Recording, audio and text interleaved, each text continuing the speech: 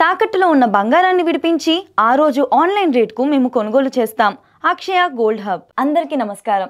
Welcome to it's you TV. ప్రస్తుతం మనతో పాటు ఉన్నారు ఆధ్యాత్మికవేత్త, ప్రముఖ జ్యోతిష్య పండితులు బ్రహ్మశ్రీ నందిబట్ల శ్రీహరి శర్మ గురుగారు. గురుగారితో మాట్లాడి మనకున్న సందేహాలన్నింటినీ నివృత్తి చేసుకునే ప్రయత్నం చేద్దాం. నమస్కారం గురుగారు. వాగర్థ వివ సంపృక్తౌ వాగర్థ ప్రతిపత్తయే జగతః పితరౌ వందే పార్వతీ పరమేశ్వరౌ. ఆదిత్యాయ చ సోమాయ మంగళాయ బుధాయ చ గురుశుక్ర శనిభ్యశ్చ రాహవే కేతవే నమః. శృంగేరి జగద్గురు పీఠాధిపతులకి, కంచి పీఠాధిపతులకి నమస్కారములు తెలియజేసుకుంటూ కార్యక్రమాన్ని ప్రారంభిద్దాం. గురుగారు, రేపు దత్త జయంతి కదా, మరి అలాంటప్పుడు అనుకున్న పనులు పూర్తవ్వాలన్నా, పెళ్లి ప్రయత్నాల్లో ఎటువంటైనా ఆటంకాలు కలిగితే అవి తొలగిపోవాలన్నా, బాగా చదువు రావాలన్నా రేపు ఎటువంటి నియమాలు పాటిస్తే బాగుంటుందంటారు? మార్గశిర పౌర్ణమి రోజున దత్తాత్రేయ జయంతి. మనకు ఆషాఢ మాసంలో వచ్చేటువంటిది వ్యాస పౌర్ణిమ, గురు పౌర్ణిమ అని అంటారు. కానీ మార్గశిర పౌర్ణమి రోజున దత్తాత్రేయ జయంతిగా మనం భావిస్తూ ఉంటాం. అయితే వాస్తవానికి అత్రి అనసూయలకి మార్గశిర శుద్ధ చతుర్దశి రోజున ఈ దత్తాత్రేయుల వారు బ్రహ్మ విష్ణు మహేశ్వర అంశభూతులుగా దత్తాత్రేయుల వారు జన్మించారు. ఈ దత్తాత్రేయ అవతారానికి మాత్రము పరిసమాప్తి లేదు, పరంపరగానే కొనసాగుతుంది. అయితే ఈ దత్తాత్రేయుడు ఎందుకంత గొప్పవాడు అనంటే అనేక లీలలు ఆయన వల్ల ప్రకటితమయ్యాయి. అంతేకాకుండా ఈ కలియుగంలో గురువు యొక్క అనుగ్రహం చాలా కావాలి. ఎందుకు ఈ గురువే ఎందుకు ప్రధానమయ్యాడు అనంటే, గురువు దగ్గర నవగ్రహాల్లో ఉన్నటువంటి బృహస్పతి గురువు, ఆ గురువు దగ్గర ఈ కలియుగానికి కావలసిన 5 ఎలిమెంట్స్ అనేటువంటివి ఆయన దగ్గర పెట్టుకున్నాడు. పనులలో అనుకూలత, విద్య, సంతానము, కీర్తి ప్రతిష్టలు, అలాగే ధనము, ఇవన్నీ గురువు యొక్క అనుగ్రహం వల్లనే కలుగుతాయి. ఇప్పుడు చెప్పమ్మా, మీరు అడిగిన క్వశ్చన్లోనే అన్నీ ఉన్నాయి కదా. అవును. ఇప్పుడు తెలంగాణ ప్రాంతంలో లగ్గబలమని, అలాగే ఆంధ్ర ప్రాంతంలో గురుబలం అని అంటారు. అంటే లగ్గబలం లేదు, ఇంకా పెళ్లి కుదరలేదు, గురుబలం లేదు అంటే ఈ గురువే ప్రధానమవుతున్నాడు వివాహానికి. పనులలో అనుకూలతకి కూడా ఈ గురువే. ఇప్పుడు మనం చేసినటువంటి పని ఎదుటి వాళ్ళకి మెచ్చి వాళ్ళు సంతోషపడే విధంగా ఉండాలన్నా ఈ గురువు అనుగ్రహం ఉంటేనే ఆ విధంగా. అడ్మినిస్ట్రేషన్, గురువు అనేటువంటి వాడు అడ్మినిస్ట్రేషన్. కాబట్టి ఎవరి జాతకంలో అయితే గురువు అయితే బాగా బలంగా ఉంటాడో వాళ్ళు అడ్మినిస్ట్రేషన్ చాలా గొప్పగా చేయగలుగుతారు. వాళ్ళు చెప్పిన మాట వేదం అవుతుంది. అంతేకాకుండా డబ్బు, ధనకారకుడు గురువే, విద్యాకారకుడు కూడా గురువే. కాబట్టి ఈ గురువు అన్ని విధాలుగా ఈ కలియుగంలో తన యొక్క మహత్యాన్ని ప్రదర్శింపజేస్తున్నప్పుడు అటువంటి గురువుకి ప్రతిరూపంగా మనం కొలుచుకునేటువంటి వాడు నవగ్రహాలలో బృహస్పతి, దేవతలలో దత్తాత్రేయుడు. ఈ దత్తాత్రేయుని యొక్క అవతార పరంపరలో చూసుకున్నట్లయితే మొదటి అవతార పరంపర శ్రీపాద శ్రీవల్లభుల వారు, అలాగే నృసింహ సరస్వతి స్వామివారు, ఇలా మనకు పరంపరలో వచ్చారు. కానీ ప్రస్తుతం ఈ గురువు అనేటువంటి శబ్దానికి ప్రధానంగా ఆ అర్థమే మార్చేసేశారు. అంటే మనిషిగా పుట్టి రోగాలు రొప్పులతో జీవించి, అలాగే మనిషిగా మలమూత్ర విసర్జన చేసి మనిషిగా చనిపోయినటువంటి వాళ్ళని ఈ రోజున గురువులుగా భావిస్తూ చేస్తున్నారు. ఇది అటువంటి చర్యల వల్ల వాళ్ళకి ఏమాత్రం కూడా దైవానుగ్రహం, ముఖ్యంగా గురు అనుగ్రహం దొరకదు. కలియుగం అంటే మాయ కదమ్మా. ఈ మాయలో మనం పడాలి అని అంటే వాస్తవమైనటువంటి దేవతారాధనని మనం దూరంగా ఉంచుతుంది కలి ప్రభావం. అందుకనే ఈ రోజున బాబా మందిరాల చుట్టూ, బాబాల ఆశ్రమాల చుట్టూ పాదసేవలంటూ ఇలా మనిషిగా పుట్టినటువంటి వాళ్ళని మనం చూస్తున్నాం. ఒక ఆధ్యాత్మికవేత్తగా చూడవచ్చు, తప్పులేదు. ఒక అవధూతగా చూడవచ్చు, తప్పులేదు. అంతేకాని ఇప్పుడు ఉన్నటువంటి మందిరాల్లో ఎలా ఉన్నాయంటే, ఎంతో గొప్పగా విష్ణువాంశ సంభూతుడిగా ఉండి త్రిమూర్తుల అవతార స్వరూపంగా ఉండాల్సినటువంటి దత్తాత్రేయుడు యొక్క విగ్రహమేమో బుల్లిగా ఒక పక్కన ఉంటుంది. అసలు అవతార స్వరూపమే కాదు, మన హైందవ సనాతన ధర్మమే కాదు, అన్నిటికంటే కూడా వ్యాస భగవానుల వారు రచించినటువంటి భవిష్యోత్తర పురాణంలో చెప్పబడి ఉంది. ఆ భవిష్యోత్తర పురాణం అంటే భవిష్యత్తులో ఏ దేవతలు ఉంటారు అని చెప్పి, ఆ దేవతల్లో ప్రస్తావన లేని మనిషి అంటే మన సైకలాజికల్గా మన దృష్టిని పక్కకు పెట్టి హిందువులుగా దేవతా ఆరాధన చేస్తున్నటువంటి మనల్ని మరలించి అభూత కల్పన రూపంలో మనల్ని నెట్టివేయబడింది కొన్ని బాబాల పేర్లతో. అందుకనే ఆ విధంగా రావడం వల్ల కలి ప్రభావం అలాగే దోషం ఉంటుంది. ఇప్పుడు మాకు అన్నీ అనుకున్నాయండి, మేము ఆ బాబా మందిరాలకు వెళ్ళాము, మేము ఆ బాబాల చరిత్రను చదువుతున్నాము, అందుకనే మాకు గొప్పగా జరుగుతున్నాయి అని అంటే అక్కడ ఆ బాబాలని చెప్పుకునే వాళ్ళ ప్రతి పేర్ల పక్కన రామ్ అని పెట్టుకుంటున్నారు. రామ్ అనేది అగ్నిబీజం, అంటే కర్మదోషాలని తొలగిస్తుంది. పరమేశ్వరుడు అంతటి వాడు తనకు దగ్గర ఉన్నటువంటి అన్ని విద్యలన్నీ ప్రపంచానికి ఇచ్చి ఒక్క రామతారక మంత్రాన్ని పెట్టుకున్నాడు. అది కర్మదోషాలని తొలగింపజేస్తుంది, మహా అమృతమైనటువంటి మంత్రం. అందుకనే ప్రతి పేరు పక్కన రామ్ రామ్ రామ్ అని పెట్టుకోవడం వల్ల ఆ రామ్ అనే పదాన్ని పలకడం వల్ల వాళ్ళకి పనులు అవుతున్నాయి. బాబాల పేర్లతో పలకడం వల్ల పనులు కావట్లేదు. కాబట్టి ఇకనైనా కానీ ప్రేక్షకులు గమనించి, మన హిందూ సనాతన ధర్మంలో ఎంతోమంది దేవతలున్నారు, దేవతలకు కొదువ. మనం ఇంట్లో మన తల్లిదండ్రులని, మన పిన్నమ్మలని, తాత ముత్తాతల్ని మనం గౌరవించాలి తప్ప పక్కింటోడి వాడికి మనకెందుకమ్మా, బయట ఊడి వారికి మనకెందుకు, బయట దేశంలో పుట్టి ఇక్కడ పెరిగినటువంటి వాడికి మనకెందుకు. ఇలా కలియుగ మాయ ప్రభావం. అందుకని ఈ గురువు యొక్క అనుగ్రహాన్ని పొందాలి అని అంటే ఈ మార్గశిర పౌర్ణమి అసలైన దత్తాత్రేయుని యొక్క ఆరాధన చేసుకోవాలి. కాబట్టి ఈ దత్తాత్రేయ ఆరాధన దత్త జయంతి రోజున కనుక చేసుకుంటే చాలా విశేషం. ఇప్పుడు భార్యాభర్తలు ఉంటారు, లేకపోతే పిల్లవాళ్ళు ఉంటారు, మనం ఉంటాము. మన పుట్టినరోజు నాడు మనం ఇంకా సంతోషంగా ఉంటాంగా. ఏమేం చెయ్యాలి, మనం చేయాల్సిన మంచి పనులన్నీ పుట్టినరోజు నాడు చేస్తాం. పెళ్లి రోజు అనుకోండి, భార్యాభర్తలు ఎన్నాళ్ళు ఎప్పుడు కొట్లాడుకున్నా మన పెళ్లి రోజు అండి, ఈరోజు హాయిగా ఆనందంగా గడుపుదామని చెప్పి భార్యాభర్తలు ఆ హాయిగా ఆనందంగా ఎంజాయ్ చేస్తారు కదా ఆ రోజున. అలాగే ఆ దత్తాత్రేయుని యొక్క జన్మతిథి మార్గశిర దత్త జయంతి జరుపుకునేటువంటి పౌర్ణమి రోజున. కాబట్టి ఈ రోజున గొప్పదైనటువంటి, అనగా ఈ 4వ తారీఖు డిసెంబర్ రోజున వచ్చేటువంటి దత్త జయంతికి ఒక గొప్ప యోగం ఏంటంటే శివయోగం కలిసి వస్తుంది. కృత్తికా నక్షత్రం మధ్యాహ్నం 3 గంటల వరకు ఉంటుంది, తదనంతరం రోహిణీ నక్షత్రం వస్తుంది. కాబట్టి ఈ రోహిణీ నక్షత్రం ఉండగా ఏ వ్యక్తి అయితే తన సంకల్పాన్ని నెరవేర్చుకోవాలనే ఉద్దేశంతో దేవతానుగ్రహాన్ని పొందే ప్రయత్నం, ముఖ్యంగా బాబాలు అని కాకుండా, బాబాల మందిరాలను కాకుండా దత్తాత్రేయుని యొక్క అవతార స్వరూపము, దత్తాత్రేయుని యొక్క విగ్రహం ఉన్న చోటికే వెళ్ళండి. లేకపోతే విష్ణు భగవానుడు హయగ్రీవుని రూపంలో, ఈశ్వరుడు దక్షిణామూర్తి రూపంలో, లేదా శివాలయానికి వెళ్ళినా విష్ణు ఆలయానికి వెళ్ళినా రేపు చేయాల్సినటువంటిది కొన్ని విధి విధానాలు ప్రదోషకాల సమయంలో కనుక చేసుకున్నట్లయితే తప్పకుండా ఆ దేవత అనుగ్రహాన్ని పొందే ప్రయత్నం తప్పకుండా చేయడం వల్ల మన యొక్క సంకల్పం, పనులలో అనుకూలత, విద్యలో రాణింపు, వివాహ ప్రయత్నాల్లో దోషాలు తొలగిపోవడము, ఉద్యోగ ప్రయత్నాల్లో దోషాలు తొలగిపోవడం, రావాల్సిన రాణి బాకీలు రావడము, ధనప్రాప్తి సంక్రమించడము, అన్ని విధాలుగా మనకు కీర్తి ప్రతిష్టలు పెరిగే ప్రయత్నం రేపు దత్తాత్రేయ జయంతి రోజున చేసేటువంటి చిన్న ప్రయత్నం వల్ల కలుగుతుంది. వీక్షించేటువంటి ప్రేక్షకులు కూడా ఈ యొక్క మార్గశిర అమావాస్య 19వ తారీఖు రోజున, ఈ 19వ తారీఖు రోజున శుక్రవారం కలిసి వచ్చినటువంటిది చాలా విశేషము. జ్యేష్ఠ నక్షత్రంతో కూడుకున్నటువంటిది శుక్రవారం అవ్వడం, అమావాస్య అవ్వడం, ఇది అలభ్యమైనటువంటి యోగంగా చెప్పబడుతుంది. ఈ యొక్క రోజున విజయనగర సామ్రాజ్య దేవతగా కొలవబడేటువంటి భువనేశ్వరి అమ్మవారు హంపి పీఠంలో, హంపి క్షేత్రంలో ఉంది. శృంగేరి పీఠాధిపతులు ప్రతిష్ఠించినటువంటి దేవత.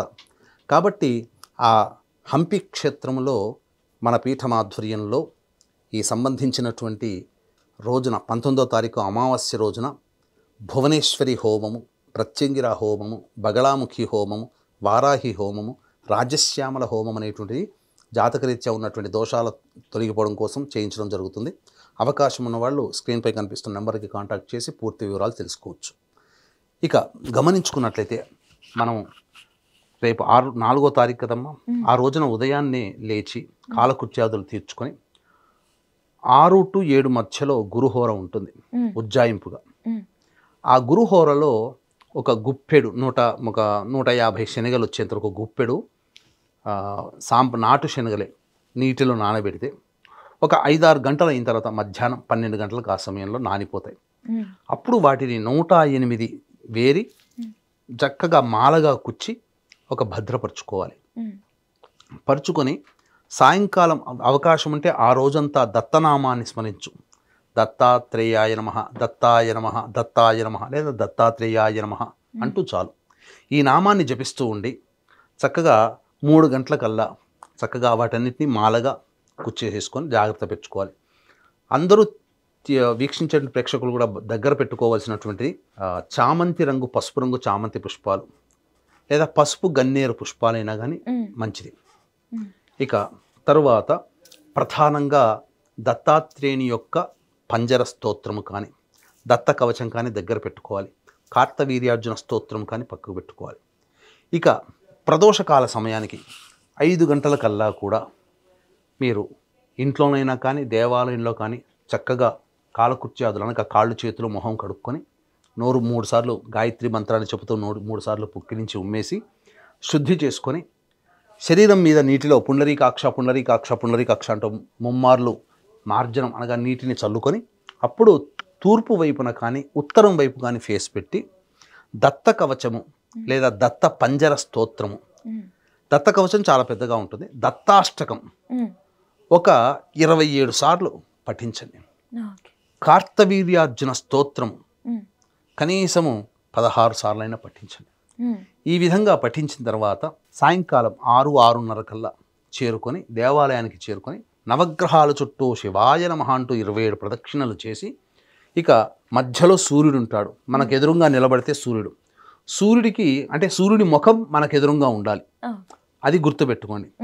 ఉన్నప్పుడు మనకు ఆ సూర్యుడు ఎదురుగుండా ముఖానికి ఎదురుగా మనం నిల్చున్నప్పుడు మనకు ఎడం వైపున ఉండే సూర్యుడికి ఆనుకొని పక్కన ఉండేటువంటిది గురుగ్రహం. ఆ గురుగ్రహానికి ఆ నానబెట్టిన శనగల దండమాల ఉందిగా, దండమాల వేసి నమస్కారం చేసుకొని ఈ పచ్చరంగు పుష్పాలు, పసుపచ్చ రంగు పుష్పాలతో దత్త నామాలు, దత్త అష్టోత్తరం కానీ, బృహస్పతి అష్టోత్తరం కానీ, గురుగ్రహ అష్టోత్తరం కానీ అష్టోత్తర పూజ చేసి శనగపిండితో చేసినటువంటి లడ్డూలు కానీ, ఇంట్లో చేసినటువంటి శనగపిండి లడ్డూలతో చేసిన స్వీట్ కానీ నైవేద్యంగా పెట్టి అప్పుడు ఈశ్వరుని సందర్శన చేసుకొని నమస్కారం చేసుకొని రాత్రిపూట చంద్రుని దర్శనం చేసుకొని భోజనం చేయండి. ఈ విధంగా ఏ మానవుడైతే చేస్తాడో పరిపూర్ణమైనటువంటి దత్తాత్రేయుని యొక్క అనుగ్రహం కలుగుతుంది. ఇక అవకాశం ఉంటే భగవంతుడు, అందరికీ శక్తి ఉంటుందని నేను అనుకోను, శక్తి ఉన్నవాళ్ళు ఈ రోజున అనగా 4వ తారీఖు డిసెంబర్ ఈ రోజున మధ్యాహ్నానికల్లా వృద్ధాశ్రమానికి చేరుకొని ఆ వృద్ధులకి పండ్లు కానీ, బ్రెడ్ ప్యాకెట్ కానీ, బిస్కెట్ ప్యాకెట్లు కానీ దానం చేయండి. ఇంకా మీకు భగవంతుడు శక్తినిచ్చాడు, అన్నదానం చేయండి. లేదు ఎక్కడికి వెళ్ళినా అనాథలు అనేటువంటి వాళ్ళు కనబడతారు, వాళ్ళకి తినే పదార్థాలు ఇచ్చేసి దానం చేస్తే చాలు. ఇప్పుడు ఒక వ్యక్తికి 100 రూపాయలు ఖర్చు పెట్టుకునే శక్తి ఉంది. 100 రూపాయలు ఖర్చు పెట్టుకునే శక్తి ఉన్నప్పుడు 5 రూపాయలు పెడితే బిస్కెట్ ప్యాకెట్ వస్తుంది. ఈ రోజుల్లో ఒక 20 పెట్టుకొని 20 మందికి చేసినా చాలు. తృప్తిగా చేయండి, మనస్ఫూర్తిగా దత్తార్పణమస్తు, ఏది చేసినా దత్తార్పణం దత్తార్పణం అంటూ చేయండి. అంతే తప్ప ఈ విధంగా మనస్ఫూర్తిగా మనస్సు నిండా చేసి ఈ విధంగా చెప్పినటువంటి విధంగా శివాలయానికి కానీ విష్ణు ఆలయానికి కానీ వెళ్ళని. దత్త పౌర్ణమి అనగానే ఈ బాబా మందిరాల చుట్టూ వెళ్ళి లేని దోషాలని, ఎందుకనంటే ఈ బాబా మందిరాలలో ఒక రకంగా చెప్పాలంటే మనిషిని పూడ్చిపెట్టేది ఎక్కడమ్మా, శ్మశానమే కదా, అంతే కదా. ఇప్పుడు చనిపోయిన మనిషిని మనం పూజించడం అనేటువంటిది ఎంతవరకు, మనకి ఏ అవతారంలో కూడా మానవుడు అవతార సమాప్తి అయిపోయింది. దశావతారాల్లో ఎక్కడ కూడా విష్ణువుకు సంబంధించిన అవతారాలు ఎక్కడ కూడా చనిపోయినట్టుగా లేదు. సమాప్తి మాత్రమే, అసమాప్తి లేదు. అవతారం మళ్ళీ ఉన్నది తదనంతరం. ఇట్లా మనం చూసుకోవాలి. కానీ మనిషిగా పుట్టి మనిషిగా చచ్చినటువంటి వాడికి విగ్రహాలు పెట్టి వాడికి ఈ విధంగా అభిషేకాలంటూ ఒక అజ్ఞానంతో కొట్టాడుకున్నటువంటి జీవితం మాత్రం, అటువంటి జీవితాన్ని మీరు చేయకండి. దీన్ని మనల్ని కన్ఫ్యూజ్ చేయడానికి ఎంతోమంది ఇప్పుడు పనిగట్టుకొని అనేక మీడియాల ముందరకు వచ్చి గొప్ప గొప్ప గొప్ప బాబాలు గొప్ప, బాబాలు గొప్ప, మహాశక్తి ఇవన్నీ లేవండి. ఒక్కడే గుర్తుపెట్టుకోండి, దేవతాశక్తి దేవతానుగ్రహం కలిగినటువంటి క్షేత్రంలో సదా నీరు పారుతూ ఉంటుంది. గుర్తుపెట్టుకోండి, అక్కడ ఒక కాస్మిక్ ఎనర్జీ అనేటువంటిది ఉంటుంది. ఇవి నీటి పారుదల లేని ప్రదేశం ఏది కూడా శక్తి క్షేత్రము అనగా శక్తివంతమైన క్షేత్రము కాదు. అందుకే జ్యోతిర్లింగాలు కానీ, అష్టాదశ శక్తిపీఠాలు కానీ, ప్రతి దేవాలయంలో కనీసం తటాకమన్నా ఉంటుంది. శవాలు పూడ్చిపెట్టినటువంటిది మందిరములు. ఇటువంటి మందిరంలో మీరు ఉంటే శ్మశానంలో పూజ చేసినట్టే ఫలితము, క్షుద్ర పూజ చేసినంత విధంగా ఫలితం వస్తుంది. కాబట్టి అటువంటి మందిరాలలో మా మనిషిని పూడ్చిపెట్టి దాని మీద విగ్రహాలు పెట్టి అక్కడ ఆరాధన చేయడం వల్ల క్షుద్ర ఉపాసనతో సంబంధమే తప్ప దేవతా సంబంధమైనటువంటి ఉపాసన ఉండదు. అటువంటి వ్యక్తులని విగ్రహాలుగా పెట్టి పూజించిన కుటుంబాలలో కలతలు సృష్టించబడము, ఏ విధంగానైనా కానీ ఇబ్బందికరమైనటువంటి వాతావరణం అనేటువంటిది ఉంటుంది. ప్రశాంతమైనటువంటి జీవితాన్ని మాత్రం పొందరు. ప్రశాంతమైన జీవితం ఎప్పుడు కూడా దేవశక్తి ఉన్నటువంటి క్షేత్రాలలో ఉంటుంది. అందుకనే మన దేవతలకి కొడ్డుపోతే కదా, మనం కొడ్డుపోతే కదా. మనకెంతోమంది దేవతలు ఉన్నారు. ఆ దేవతలన్నింటిలో చూడండి ఇంకా ఎక్కువైపోయేసి ఇంకా ఈ బాబా మందిరాల చుట్టూ వెళ్తున్నామో అర్థం కావట్లేదు. అజ్ఞానాన్ని వీడి ఇంట్లో చక్కగా ఇంకొకటి చెప్తానమ్మా. ఇప్పుడు చాలామంది మీకు పురాతన కాలంలో మీ అమ్మమ్మ తాతయ్యలు నాయనమ్మల ఇళ్ళకి పోయిన వాళ్ళు ఉన్నారు కదా మీరు చిన్నప్పుడు. ఎక్కడైనా వాళ్ళ ఇళ్ళల్లో మీసాలు గడ్డాలతో ఉన్న ఫోటోలు చూసారా? విగ్రహాలు మన దేవాలయంలో రాముడు పురుషుడే, కృష్ణుడు పురుషుడే, పురుష అవతారాలు ఉన్నాయి. కానీ ఎక్కడ కూడా విగ్రహాలకి గడ్డాలు మీస అంటే వాళ్ళు జన్మించారు కదా, పురుషుడిగా జన్మించినది సహజం. మరి విగ్రహాలకు ఎందుకు గడ్డాలు మీసాలు ఉండవు? శిల్పశాస్త్ర ప్రకారము గడ్డాలు మీసాలు ఉన్నటువంటి విగ్రహాన్ని ఆరాధన చేస్తే అక్కడ గడ్డము అనేటువంటిది రాహుకి సంకేతం. మీసము కుజుడు అంటే పౌరుషం. మీసము గడ్డము ఉన్నటువంటి కుజరాహుల కలయికతో కూడుకున్నటువంటి విగ్రహాలని మనం ఎప్పుడైతే అర్చిస్తామో మన జీవితంలో అది శపథ యోగం కింద మారిపోతుంది. అంటే క్షుద్ర ఉపాసన కింద మారిపోతుంది అది. అందుకనే మన ఇంట్లో మనం పెట్టుకునే దేవతా ఫోటోలో కానీ లేకపోతే దేవతా ప్రతిష్టలైనటువంటి దేవాలయంలో ఉండే పురుష విగ్రహాలకి కూడా గడ్డాలు మీసాలు ఉండవు. శిల్పశాస్త్రం ఒప్పుకోదు. అది చూడలేదు కాబట్టి అది శిల్పశాస్త్రంలో ఉన్నటువంటి నియమం. అది గడ్డాలు మీసాలతో ఉన్నటువంటి విగ్రహానికి పూజిస్తే క్షుద్ర దేవత ఉపాసన అవుతుంది. అందుకనే ఏ శిల్పి చెక్కినా, రాముడి విగ్రహం చెక్కినా, కృష్ణుడి విగ్రహం చెక్కినా నున్నగా ఉంటుంది. కారణం అదే. మరి వాళ్ళకి అప్పుడు మీసాలు గడ్డాలు లేవా? ఉన్నాయి. వాళ్ళు మానవులుగా పుట్టారు, సమాప్తి అయిపోయింది. కానీ మనిషిగా పుట్టి రోగముతో చచ్చి పూడ్చిపెట్టినటువంటి సమాధి మీద విగ్రహాలు పెట్టి పూజించి అంత కర్మ మనకేం పట్టింది అంటే శ్మశానానికి ఎప్పుడు పోం మనం. కానీ ఈ రూపేణ ప్రతి వారానికి గురువారం అని చెప్పి శ్మశానాన్ని దర్శించుకునే దౌర్భాగ్యం మన హిందువులకు పెట్టింది. కాబట్టి చెప్పిన విధంగా దత్తాత్రేయుని యొక్క జయంతి రోజున దత్తాత్రేయుని ఆరాధన మాత్రమే చేయండి. దత్త చరిత్ర అని చెప్పేటువంటి రాసిన వాళ్ళందరి కాకుండా గీతా ప్రెస్ వాళ్ళు ప్రచురించినటువంటి దత్త చరిత్రే సమూలమైనటువంటి చక్కటి గ్రంథము. ఇక మిగతా ఏవి కూడా గ్రంథం కాదు. ఈ మధ్య పిఠాపురం అనేది కూడా అమ్ముడు పోయినట్టే లెక్క. ఎందుకనంటే అక్కడ దత్తాత్రేయుడి కంటే కూడా బాబాల విగ్రహాలకి ఎక్కువగా పూజలు అవుతున్నాయి. అసలు దత్తాత్రేయుడు పక్కకు పోయాడు. ఆయన దత్తాత్రేయ విగ్రహం పిఠాపురంలో ఇంత చిన్నగా ఉంటుంది. నిలువెత్తు విగ్రహాలు 10 ఫీట్లు 12 ఫీట్ల విగ్రహంతో రోజు అది. కాబట్టి ఈ విధంగా పిఠాపురంలో కూడా దత్త సాంప్రదాయం తక్కువైపోతుంది రాను రాను. ఈ విధంగా చెప్పవచ్చు. దత్తాత్రేయ జయంతి రోజున దత్తాత్రేయుని యొక్క ఆరాధన మాత్రమే చేయండి, తరించండి. ఖచ్చితంగా గురుగారు, ధన్యవాదాలు. సర్వం శ్రీ ఉమామహేశ్వర పరబ్రహ్మార్పణమస్తు.